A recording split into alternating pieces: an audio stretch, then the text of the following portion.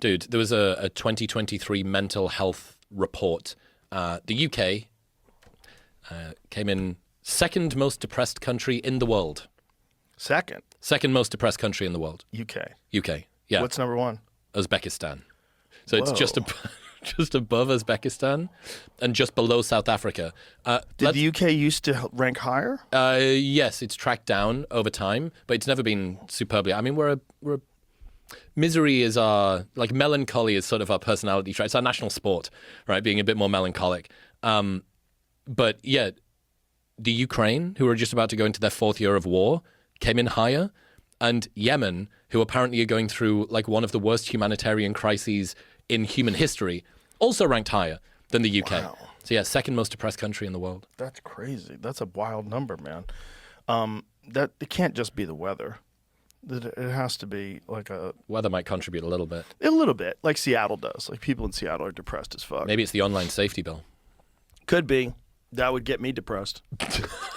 I would be so depressed if I lived in England right now. I'd be like, I'm fucked, like legitimately fucked. Like imagine if I was running this podcast the exact same way out of England. Not for long. Yeah, Not I'd for get long, you wouldn't be. arrested. I'd get arrested. I saw they arrested a teacher because he refused to refer to one of his students as a they. And this was like his second infraction. And so they arrested him for failure to recognize a singular plural.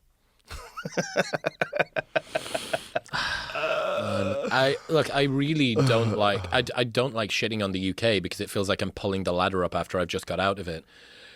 But it's just I don't know how many more ways you can faceplant over and over again. And there's a strange kind of romanticization of the past of the UK. Where English common law, and we stopped the transatlantic slave trade, and we used the Navy, and so on and so forth. But like we're really living on borrowed time now as the UK. It's been a good while since the UK's sort of contributed in that sort of a way.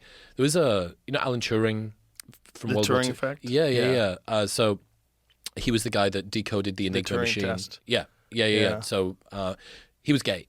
And he was chemically castrated by the British, despite the fact that he was literally our equivalent of the atomic bomb, right? He was a very British version as well. It wasn't kinetic, it was cognitive.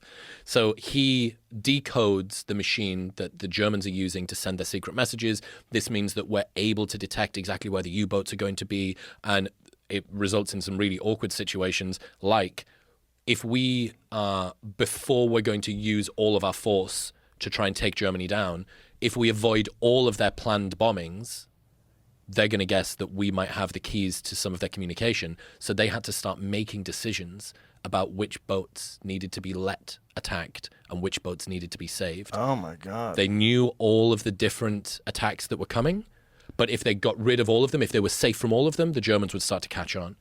So they had this really... Oh God. So this guy is our equivalent of the atomic bomb, right? He's our Oppenheimer. He gets chemically castrated just after World War II. It was in the 50s, right? Yeah. And he kills himself. He takes his own life. He puts cyanide in an apple. Oscar Wilde, in the 1800s, one of the greatest writers of all time, he's jailed and then dies in exile as a peasant in France because he was gay. And then 70 years after Turing, Gordon Brown, it's like 2008, 2009, publicly apologizes. They bring out this thing called the Turing Act, which gets rid of the criminal records of all of these people from history, like posthumous, and some of them are probably still alive, actually, like some of these people that had been, whatever it was, convicted of indecent behavior, improper behavior at the time, and then they put Turing on the £50 note. So Britain has, for all that it's fantastic and I love it and it's the country that I came from, like, it does have a history of fucking persecuting people for what's deemed improper behavior at the time and then apologizing for it a couple of decades later. And I think with the online safety bill thing, I think it's going to be the sort of thing that you look back on and go, that was not, in no one's world was that a smart move. I don't think that it's helping anybody at all.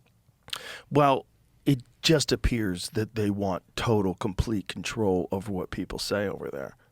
And that they don't want criticism of the government, and criticism about immigration, and criticism about, fill in the blank. They don't want it. And the best way to stop that is to keep everybody scared, make everybody self-censor. What's the best way to make everybody self-censor? Put a bunch of fucking people in jail.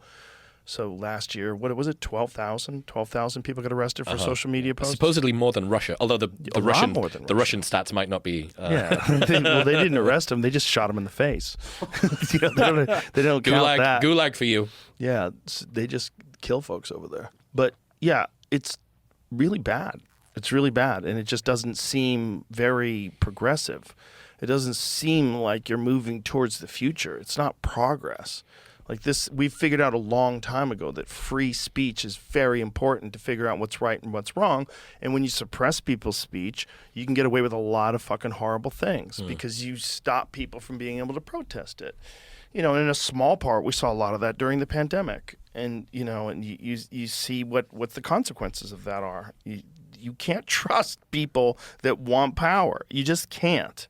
What do you mean? Well, anybody that wants any kind of control over a group of people, if you want to control what they say, if you want to control where they go, you want to put them in 15-minute cities, like you can't trust that because the natural inclination when someone has power is to never let it go and to ramp it up.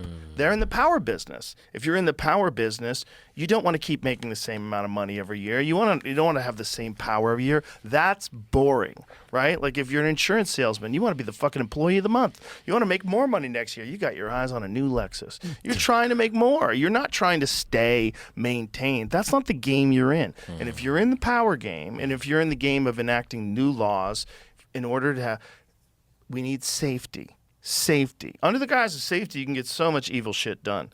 And if you start doing that, you're not going to say, you know what, guys, that safety bill, we were really wrong. And what's really important is discourse. What's really important is that maybe I wonder why you think the way you think. And, you know, maybe part of this polarization process is not enabling us to see valid points the other side has. Let's all come together and talk about this as reasonable human beings. No, that's not what they're going to do. They're going to just come up with more fucking reasons to put you in a cage. They want you to shut the fuck up because they want to make more. They want to have more. They want to get more power. They want to be the best leader. They want to be the most powerful leader.